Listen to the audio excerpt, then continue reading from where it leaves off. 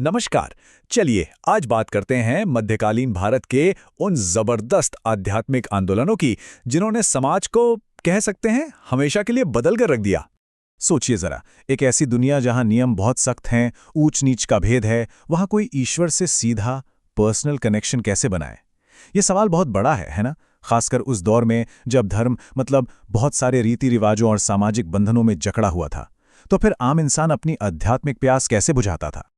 और इसी सवाल का जवाब लेकर आए तीन बड़े आंदोलन, भक्ति, सूफी और सिख आंदोलन। और मजे की बात यह है कि उनके दिए जवाब आज भी उतने ही मायने रखते हैं। तो चलिए देखते हैं कि ये सब हुआ कैसे। तो हमारी कहानी की शुरुआत होती है दक्षिण भारत से। यहीं से भक्ति की एक ऐसी लहर उठी जिसने धीरे धीरे पूरे उपमहाद्वीप को अपनी चपेट में ले लिया। तो ये भक्ति आखिर है क्या?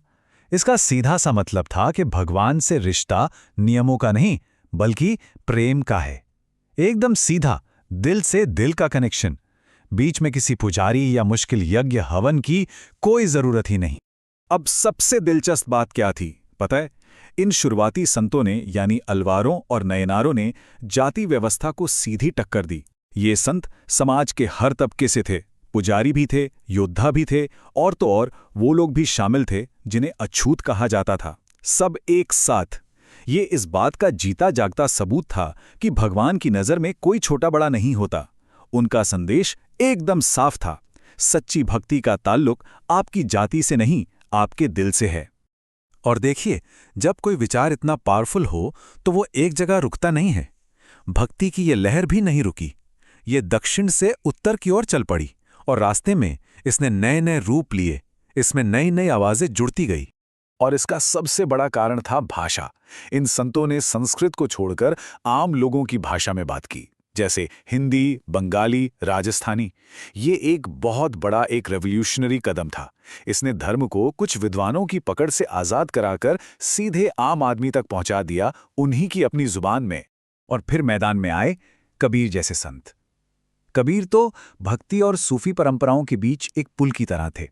उन्होंने हिंदू मुस्लिम दोनों ही संगठित धर्मों पर सवाल उठाए। उनका मानना था कि सच किसी एक किताब में नहीं मिलता। सच तो मिलता है एक सच्चे गुरु के मार्गदर्शन में और खुद के अनुभव से। ये आंदोलन कितना रंग बिरंगा था, इसका अंदाजा इन नामों से लगता है। एक तरफ रामानंद थे, जिन्होंने हर जाति के लोगों को अपना शिष्य बनाया, तो दूसरी तरफ मीराबाई थीं, जिनकी कृष्ण भक्ति आज भी उनके भजनों में जिंदा है। और कबीर एक जुलाहे, जिन्होंने हिंदू मुस्लिम एकता की बात की। और हाँ, तुलसीदास, जिन्होंने राम की कहानी को अवधि में लिखकर घर घर पहुंचा दिया। हर किसी का अपना अलग अंदाज, अपनी अलग छाप थी। अच्छा, तो जिस वक्त भारत में भक्ति की ये लहरें उठ रही थीं, ठीक उसी समय इस्लाम के अंदर भी एक और आध्यात्मिक धारा बह रही थी, और वो थी सूफीवाद। तो सूफीवाद क्या था? ये इस्लाम का वो पहलू था जो बाहरी रीति रिवाजों से ज्यादा मन की सफाई और अंदर की आध्यात्मिकता पर जोर देता था। सूफियों का मानना था कि ईश्वर तक पहुंचने का रास्ता ईश्वर से प्रेम और इंसानियत की सेवा से होकर जाता है। मतलब बात सिर्फ नियम कानून मानने की नहीं थी, बल्कि अपने दिल को पाक साफ करने की थी। और सूफीवाद का एक पूरा सिस्टम था, बड़ा संगठित।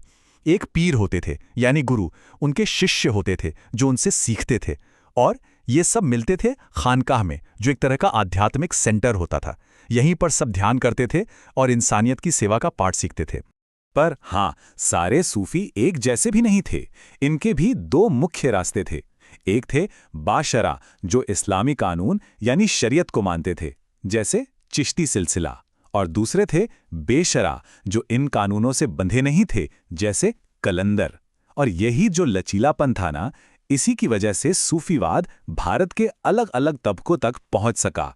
तो अब चलते हैं पंजाब की तरफ। यहां पर भक्ति और सूफी, इन दोनों धाराओं के मिलने से एक बिल्कुल नए विश्वास का जन्म हो रहा था।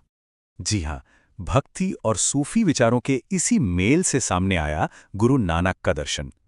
उनका संदेश बहुत सीधा और बहुत शक्तिशाली था। ईश्वर एक है और सारे इंसान बराबर हैं। उन्होंने हर तरह के कर्मकांड और ऊंच नीच को नकारा और एक सादा नैतिक जीवन जीने की बात कही। गुरु नानक के बाद इस परंपरा को 9 और गुरुओं ने आगे बढ़ाया। गुरु अर्जुन देव ने पवित्र ग्रंथ आदि ग्रंथ को एक जगह संकलित किया। फिर गुरु हरगोविंद ने सिखों को आत्मरक्षा के लिए तैयार किया और आखिर में 10वें गुरु गुरु गोविंद सिंह ने खालसा की स्थापना की, जो संतों और सिपाहियों का एक अनुशासित पंथ है। तो सवाल यह है कि इन सभी आंदोलनों का मिलकर क्या असर हुआ? देखिए, इन्होंने सिर्फ धर्म में सुधार नहीं किया, बल्कि इन्होंने तो भारत के पूरे सांस्कृतिक ताने बाने को ही बदल दिया। और जब हम भक्ति और सूफीवाद को साथ रखकर देखते हैं तो हैरान करने वाली समानताएं दिखती हैं। दोनों ने प्रेम की बात की, दोनों ने आम लोगों की भाषा अपनाई और दोनों ने ही सामाजिक बराबरी की वकालत की। रास्ते भले ही अलग-अलग धर्मों से निकले हों, पर मंजिल तो एक ही थी। इन आंदोलनों की जो विरासत है वो बहुत गहरी है। इन्होंने सिर्फ लोगों को भगवान से नहीं जोड़ा, बल्कि एक ऐसी सामाजिक संस्कृति या कह लें कि कॉम्पोजिट कल्चर की नींव डाली जहां अलग-अलग परंपराएं घुल-मिल गईं। ये सिर्फ एक दूसरे के साथ रहना नहीं था, ये तो एक होकर कुछ नया बनाना था। और इस मिलाप की झलक हमें उस दौर की कला और वास्तुकला में साफ-साफ दिखती है।